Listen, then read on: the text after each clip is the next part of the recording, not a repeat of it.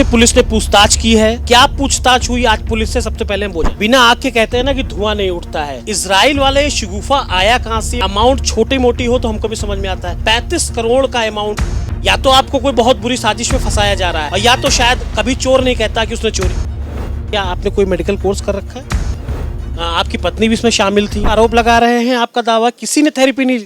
क्या कोई मशीन किसी बुजुर्ग इंसान को जवान बना सकती है?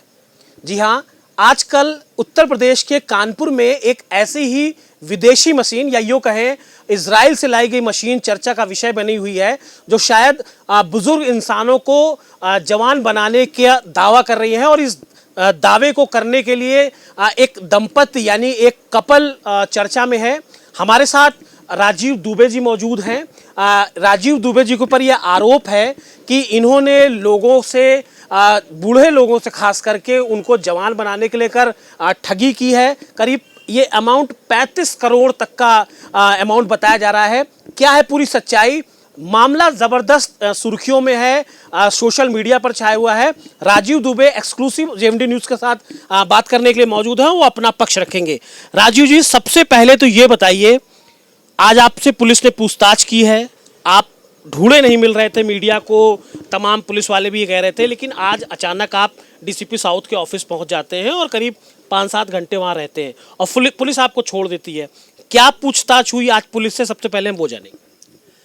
पुलिस से पूछताछ ये हुई कि मुझे अपना पक्ष बताना था। अभी तक ये था कि एक तरफा एक पक्ष, एक ग्रुप ने, बंच ऑफ ग्रुप जो कि ब्लैकमेलर्स का है, उन्होंने अपनी एक स्टोरी प्लान करी और उस स्टोरी को प्लान करते हुए उन्होंने अपनी बात को जो है आपके माध्यम से, मीडिया के माध्यम से, और एक गलत तरीके से न्यूज़ को, अफवाह को फैलाया। देखिए, जैसे अभी आप ही ने एक अपनी बातचीत में बोला कि एक इज़राइल की मशीन में जो है बहुत ज़्यादा वो बूढ़े से जवान और ऐसी चीज़ें, तो ये जो बहुत ज़्यादा प्रचलित हो रही है, ये बात हम लोगों ने कभी करी ही नहीं, किसी से नहीं करी कि हम लोग बूढ़े से जवान बना देंगे या ऐसा कुछ कर देंगे। ये सिर्फ एक उनकी फैलाई हुई एक स्टोरी है, और वो स्टोरी का जो मेन कारण है वो है ब्लैकमेलिंग और पैसा वसूलने का सिस्टम, जिसकी हमारे पास रिकॉर्डिंग भी है। जिसके मतलब उन्होंने पहले 5 लाख रुपए की डिमांड करी, फिर 10 लाख रुपए की करी, फिर 18 लाख रुपए की उनके नेगोशिएटर जो थे उन्होंने करी। उसको हमारे मना कर देने के बाद और ये सिस्टम को बढ़ाया गया, और उन्होंने मीडिया का बहुत गलत दुरुपयोग किया। और क्या एक वजह ये भी रही कि मतलब चूँकि हम लोगों को, हमारे लिए एक बड़ी शॉकिंग बात थी कि अचानक से एक एफआईआर हमें पता चलती है। एफआईआर भी तब तक नहीं पता चली थी, मीडिया के माध्यम से हमको ये पता चला कि हमने एक बहुत बड़ा 35 करोड़ रुपए का घोटाला कर दिया है और ऐसा कुछ है, और हमारे खिलाफ कंप्लेंट्स हो गई हैं, और हमें गलत जानकारी मिली कि हमारे ऊपर काफ़ी सारी धाराएँ और ऐसा लग चुका है। तो उस घबराहट में एक स्वाभाविक है, एक हम हस्बैंड वाइफ और एक मेरा 4 साल का छोटा सा बच्चा है, तो हम लोग घबरा गए कि भाई क्या हो गया है। और हमें ये सलाह मिली कि आप पहले हटो और फिर देखते हैं, पता लगाते हैं। और फिर उसके बाद हमें सेकेंड डे हाई कोर्ट के लिए निकलने के लिए जो भी सलाहें मिली, हम लोग उन सब चीज़ों में लगे, और उसमें जो समय मतलब हुआ, और फिर मीडिया ने जिस तरह से उन्होंने अपनी बातों को रख कर के बहकाया, तो उससे जो भी बातचीत आई सामने, वो बहुत ही एक अलग रूप आ गया। और वो रूप से हम लोग डर करके काफ़ी दिनों तक बाहर रहे। जो बाहर रहे, इस वजह से हम उनका एक पक्ष चलता रहा और हमारी बातें बहुत ख़राब होती चली। पुलिस से क्या बात हुई है? पुलिस ने क्या पूछताछ? पुलिस ने हमसे जो भी हमारे पक्ष जानने चाहे कि मतलब आपका क्या, मतलब अपने क्या है प्रूफ। तो चूंकि ये मामला बिल्कुल पूरी तरह से फर्जी था, मतलब जो भी उन्होंने बातें कही थी वो पूरी की बिल्कुल बेबुनियाद थी। तो जब हमने उनको अपने प्रूफ्स दिखाए, और मैंने उनसे कहा कि जिन्होंने ये आरोप लगाए हैं, मतलब वो किसी भी तरह से अगर अपना कोई आरोप को प्रूफ कर पाएँ, तो मतलब आप जो सज़ा है भाई, कानून तो अपना काम करेगा, और हमें न्यायपालिका, प्रशासन, सभी पर पूरा भरोसा है। तो उन्होंने उस तरह की पूछताछ करी और जाना, और उन्हें जब लगा कि हाँ मतलब मेरी बात में कुछ सच्चाई है, तो उन्होंने वही जो न्याय उचित है, उन्हें जो न्याय उचित लगा, उन्होंने वो सभी चीज़ें करी। और मुझे भरोसा भी था, मुझे मतलब ये भरोसा था कि मतलब मैं उनके पास जाऊंगा और मैं अपनी सही बात बताऊंगा, तो अगर मैं सच हूँ तो मुझे उसका न्याय मिलेगा। तो मुझे मिला, और पुलिस ने उस बात को माना, और मेरे अभी ये जांच चलेगी। और मेरा भी उनसे यही आग्रह है कि आप जो भी हमारी जांच है वो निष्पक्ष जांच करें, और जो अगर सच्चाई है, लेकिन जो दोषी है उसको कड़ी से कड़ी सजा दें। अगर मैंने गलत करा था तो ठीक है, तो मुझे ही सजा मिलनी है। आप जांच में पूरा सहयोग करेंगे? पूरा सहयोग करेंगे। हमने उनसे कह दिया है कि मैं उनको पूरा सहयोग करूंगा। अब मैं आ गया हूं और बराबर उनसे मिलूंगा, हर दिन मिलूंगा। जब वो बुलाएंगे तब मैं वहां जाऊंगा और जा कर के पूरी जांच करूंगा। मैंने उनसे कहा है कि आप मेरे सारे बैंक खाते वगैरह सभी चीज़ें आप चेक कर लीजिए, जो भी ट्रांजैक्शन है अब वो सभी चीज़ें आप चेक कर लें, और चेक करने के बाद अगर आपको लगता है कि हमने कोई गलत बात करी है तो वो तो होगा ही। जो अच्छा राजीव जी, देखिए बिना आग के कहते हैं ना कि धुआं नहीं उठता है। आखिर इजराइल वाले शगुफा आया कहाँ से, ये फॉर्मूला सामने कैसे आया? अमाउंट छोटी मोटी हो तो हमको भी समझ में आता है, 35 करोड़ का अमाउंट, ये कहीं ना कहीं लगता नहीं आपको कि या तो आपको कोई बहुत बुरी साजिश में फंसाया जा रहा है, और या तो शायद कभी चोर नहीं कहता कि उसने चोरी की है? जी जी, बिल्कुल आप सही कह रहे हैं। देखिए, इज़राइल की जो बात है, इज़राइल की ये स्टडी हुई थी। मतलब एक जब कोविड के बाद एक ये हाइपरबैरिक के ऊपर एक बहुत बड़ी न्यूज़ आई थी कि इज़राइल की एक यूनिवर्सिटी में इस तरह का एक शोध हुआ जिसमें कि पता चला कि इस तरह से हाइपरबैरिक ऑक्सीजन थेरेपी के ज़रिए जो है क्रोमोसोम वगैरह में मतलब एक अच्छा डेवलपमेंट होता है, और लोग अपनी उम्र से ज़्यादा मतलब पीछे का मतलब रिवर्स एजिंग का मतलब कि लाइक वो थोड़ा सा ज़्यादा यंग महसूस करते हैं, शरीर में ताकत रहती है, और ऐसा चीज़ें पता चली। तो इस वजह से बार बार ये इज़राइल का नाम आ रहा था। इज़राइल का नाम मतलब जो न्यूज़ चैनल्स में जिसमें पहले इस थेरेपी को कवर करा गया था वहाँ पर भी इज़राइल का नाम आ रहा था। ऑक्सीजन थेरेपी होती है, ये हम सबको पता है, लेकिन इसको इस मोड में कन्वर्ट करके पेश किया जाएगा। हाँ, ये मतलब उन्होंने इस बात में एक ट्विस्ट दे दिया। उन्होंने ट्विस्ट ये दे दिया कि हम ये कहते हैं कि इज़राइल से मशीन लाएंगे, 25 करोड़ रुपए की लाएंगे, और 25 करोड़ की ला करके हम उसको ऐसे करेंगे। आपने देखा होगा, सुना होगा। तो उन्होंने इस बात को इस तरह से ट्विस्ट बना करके दे दिया। और असल में जो है, आप अगर देखेंगे तो जो इन्होंने वो करी है, एक प्रसिद्ध चैनल है, उसमें एक प्रोग्राम आया था, उस प्रोग्राम के शब्दों को उन्होंने उसको FIR में मतलब लिपिबद्ध कर दिया, और वो हमारे ऊपर उन्होंने डाल दिया। तो ऐसा मतलब ना हमारा कोई कमिटमेंट था, ना हमने कोई उनको इस तरह की बातें कही थी। अगर हमने उनसे कहा था तो उनके पास वो प्रमाण होनी चाहिए, और अगर उनके पास प्रमाण नहीं है तो उन्होंने जब ये बात कही तो फिर अब उसको उनकी सजा भुगतनी चाहिए, क्योंकि उन्होंने एक हंसता खेलता परिवार। 35 करोड़ का कोई ट्रांजेक्शन के कोई सबूत आपका दावा है कि नहीं है? अच्छा करो, अगर आप ट्रांजैक्शन की बात करेंगे तो आपको जान करके आश्चर्य होगा कि जो लोग ये 35 करोड़ की बात कह रहे हैं ना, हमारे यहाँ पूरा ओवरऑल ट्रांजैक्शन जो है वो भी 50-60 लाख रुपए से ज़्यादा नहीं हुआ 2 सालों के अंदर। वो सिस्टम बंद हो गया था 2023 में। वो इसलिए बंद हो गया था क्योंकि वो काम चल नहीं पाया था। सोचिए, 2023 में जो सिस्टम बंद हुआ उसके बारे में 2024 में कंप्लेन करी जा रही है। 2023 तक चलने के बाद ये सभी लोग वहाँ से चले गए थे। अगर किसी को कोई प्रॉब्लम थी तो तब कंप्लेन कर सकते थे ना। अब वो 1 साल बाद क्यों कंप्लेन कर रहे हैं? और एक बंदा आता है, फिर दूसरा बंदा आता है, फिर तीसरा आता है। ये सभी एक बंच ऑफ ग्रुप हैं। मैंने इस बात की जांच करने के लिए भी कहा है कि इनकी कॉल डिटेल्स देख करके पता लगा लिया जाए कि इनका आपस में कनेक्शन कब से और कितना पुराना है। अच्छा, प्रधानमंत्री नरेंद्र मोदी का जिक्र हुआ, अमिताभ बच्चन का जिक्र हुआ, शाहरुख खान का जिक्र हुआ। क्या ये सब आप लोगों की जो क्लासेस होती थी, जो भी चलता था, कंसल्टेंसी जब होती थी, क्या इन लोगों का भी नाम लिया जाता था? ऐसा कहा जाता कि आप ऐसा इन लोगों का नाम इतनी बड़ी शख्सियत का लेकर उनको बरगलाते थे इन लोगों को? ऐसा कभी भी नहीं कहा गया। अगर हम लोगों ने अगर ऐसा कुछ भी कहा है तो उनके पास प्रमाण होगा ना। अगर कोई इंसान कोई बात किसी के लिए भी बोल रहा है तो एटलीस्ट उसको कुछ प्रमाण तो देना चाहिए। मतलब ऐसे तो कोई किसी के बारे में कुछ भी कह सकता है। आज उन्होंने हमको फंसाने के लिए जो भी चीज़ें ये बोलते जा रहे हैं, लगातार बोलते जा रहे हैं, उनके पास हर दिन एक नई बात होती है। हो सकता है कल उनके पास एक और नई बात आ जाए, परसों उनके पास कोई और एक नई बात आ जाए। तो मतलब एक ऐसा इंसान जो इतना ही बुरा था, तो मतलब इतने समय के बाद वो अचानक से उसकी इतनी सारी चीज़ें। मैं सिर्फ आपसे ये कहना चाहूँगा कि अगर वो जो भी बातें कह रहे हैं उनसे सिर्फ मैं मीडिया से भी यही आग्रह करूँगा कि जो वो कह रहे हैं तो उनसे भी ये पूछा जाए कि आप आरोप तो लगा रहे हो, प्रमाण कहाँ है? प्रमाण तो दे दीजिए। आप किसी का हंसता खेलता परिवार बर्बाद कर रहे हो। आप किसी इंसान, आज आप सोचो कि मेरी जो भी समाज में इज्जत थी, आज हम उसका क्या करें, कैसे करें? पूरा समाज तो हमको क्या कह रहा होगा, मतलब किस किस को हम समझाएं, किस किस आपकी पत्नी का भी इसमें जिक्र है कि आपकी पत्नी भी इसमें शामिल थी? जी, अब आप सोचिए कि हमारी पत्नी जो है सिर्फ खैर उस फर्म में पार्टनर होने की वजह से, मतलब एक बार ओपनिंग में एक परिवार जैसे जाता है वो वैसे सिर्फ गई, इन्होंने कहा कि मतलब वो दोनों हस्बैंड वाइफ मिल करके लोगों को ठगते थे और बात करते थे। इसका मतलब कभी तो बात करी होगी उन्होंने, कभी तो लोगों को समझाया होगा। कोई भी एक ऑडियो रिकॉर्डिंग, वीडियो रिकॉर्डिंग, एक भी फ़ोटो उस ओपनिंग डे को छोड़ करके कभी की भी अगर मतलब वो कर दें, बता दें, दिखा दें। ओपनिंग वाला दिन था, जो भी लोग वहाँ पर थे, एक ओनर्स के साथ लोग फ़ोटो क्लिक कराते हैं, उस दिन को छोड़कर कभी बता दें। उन्होंने बिल्कुल दया नहीं दिखाई, उन्होंने कुछ भी नहीं सोचा, सिर्फ ब्लैकमेलिंग के आगे उन्होंने कुछ नहीं सोचा। ब्लैकमेलिंग क्यों कह रहे हैं आपके साथ? वो लोग ब्लैकमेलिंग कर रहे थे, ये क्यों आप मतलब इस किस दावे से कह रहे हैं? जी, ब्लैकमेलिंग इस तरह से कह रहे हैं, देखिए एक तो तथ्यहीन, आधारहीन, बिल्कुल झूठी बात को कहना। उन्होंने कहा 35 करोड़ रुपए का फ्रॉड हुआ। आज आप देखिए, यहाँ इंडिया में नहीं, पूरी दुनिया भर में इसकी न्यूज़ जा रही है, बाहर बाहर से लोग आकर के मतलब कॉल आ रही हैं, लोग न्यूज़ जा रही है।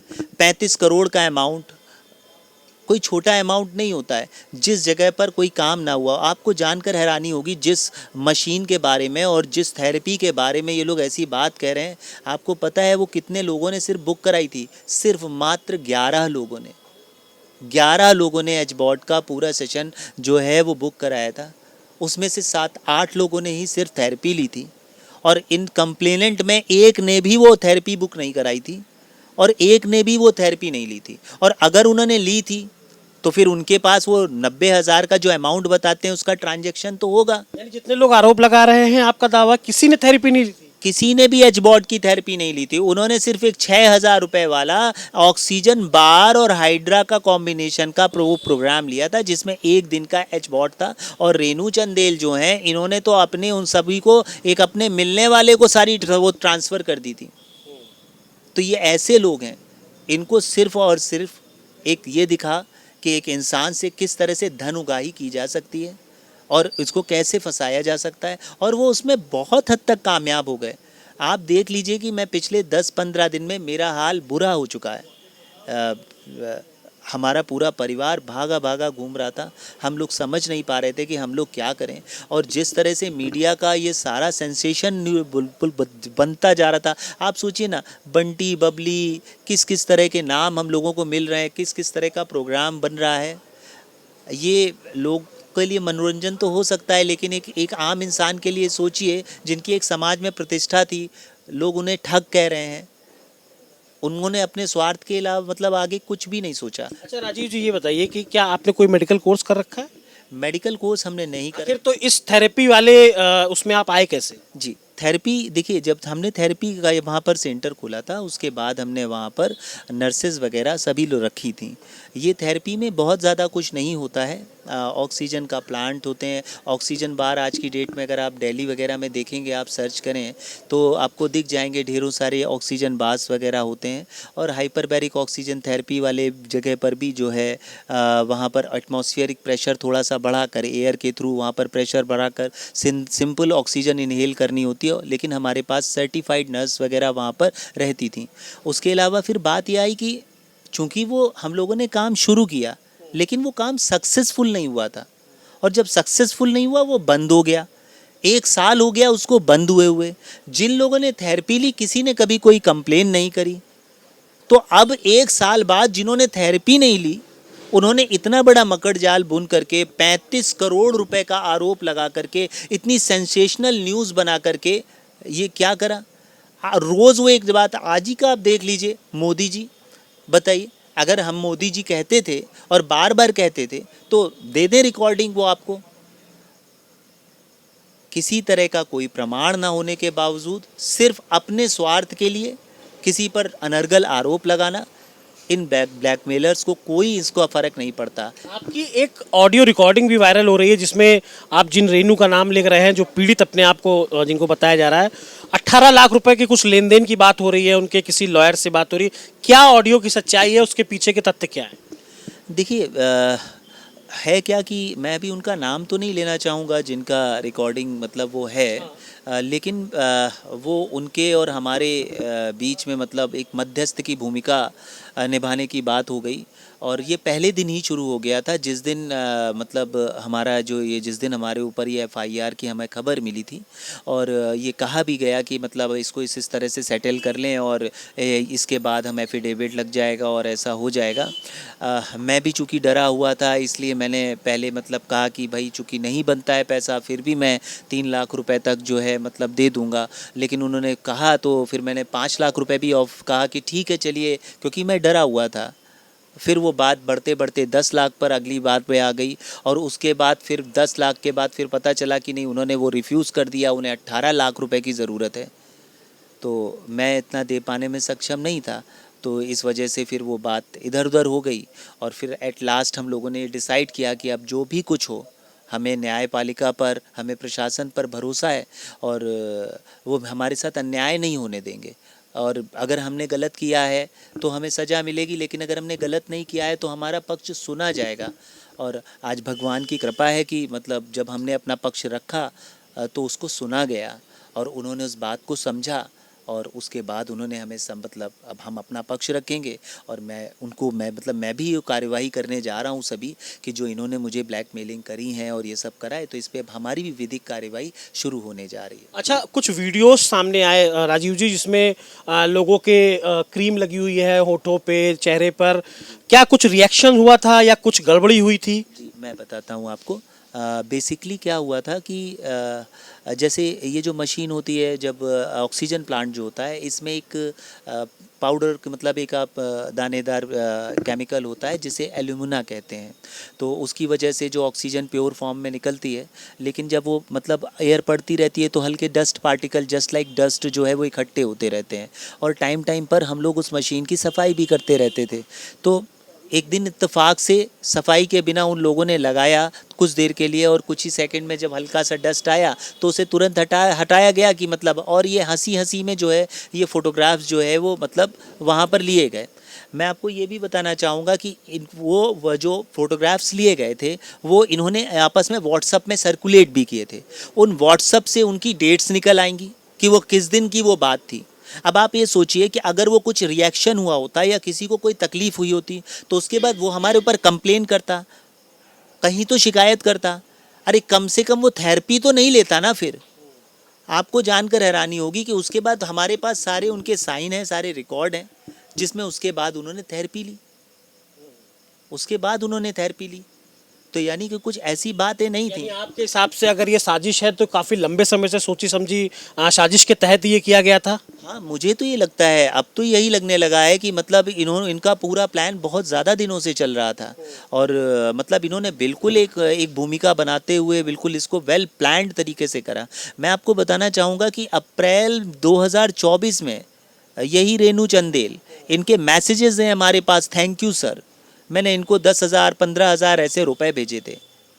और इसमें चेन बनती थी लोगों की, जैसे अमूमन कुछ जो मार्केटिंग कंपनीज करती हैं? जी, अब देखिए मैं एक सिंपल बिजनेसमैन हूँ, मुझे बिज़नेस करना था, मुझे बिज़नेस को प्रमोट करना था। इन्होंने जब आकर के मुझे जब ये इसमें जुड़ी as a sales executive type में, मार्केटिंग एक्सपर्ट, तो सिंपल करना क्या था कि भाई हम आपको कस्टमर ला करके देंगे और आपसे हमें कमीशन मिल जाएगा। किसी भी इंसान को ये देने में इसलिए बुरा नहीं लगेगा कि विन विन सिचुएशन है, क्योंकि हमें सैलरी नहीं देनी है। अगर कोई हमें मतलब कस्टमर दे रहा है तो हमको उसको कमीशन देना है, इसमें कोई बुराई भी नहीं है। हमने उनको ये सारी चीज़ों की सुविधा दी, वो भी एकदम उसको मार्केटिंग हेड की तरह जो है बिल्कुल प्रॉपरली उसको मतलब अपना देख रही थी, कर रही थी। लेकिन करते करते कैसे उन्होंने अपना ये पूरा साम्राज्य बना करके, किस तरह से इसको पूरा प्लान करके आज हमारे लोगों के सर पर इस तरह से फोड़ दिया, ये मतलब क्या ये कमीशन की लड़ाई है? कमीशन की लड़ाई नहीं है, क्योंकि कमीशन तो उन्हें दे चुके थे। मैं आपको बताऊं लगभग हम उनको 4.25 लाख रुपए से ज़्यादा रुपए हम रेणु चंदेल को दे चुके हैं। सबूत है इसके? सबूत हैं हमारे पास, हम आपको अभी भी दिखा सकते हैं। हमारे पास पूरे सबूत हैं, ऑनलाइन ट्रांजैक्शंस हैं, मैं उसे सारा मतलब प्रशासन पुलिस को दे चुका हूं। तो हम उन्हें ऑलरेडी दे चुके हैं और कैश वगैरह के तो अलग, और उसके बाद वो अपना कमीशन एडजस्ट करने के लिए जो है लोगों की, जैसे किसी की उन्होंने बुकिंग कराई तो उसमें उन्होंने पैसे उसको काट लिया, इस तरह से वो सब कर लेती थी। ये तो सब हम कर ही चुके हैं। लेकिन अब ये उससे बढ़ कर के ये जिस तरह का पूरा सिस्टम को हथियाना, पैसे की और वसूली करना, ये उस लेवल पर जा चुका है, क्योंकि अब इन सब चीज़ों का कोई सेंस नहीं था।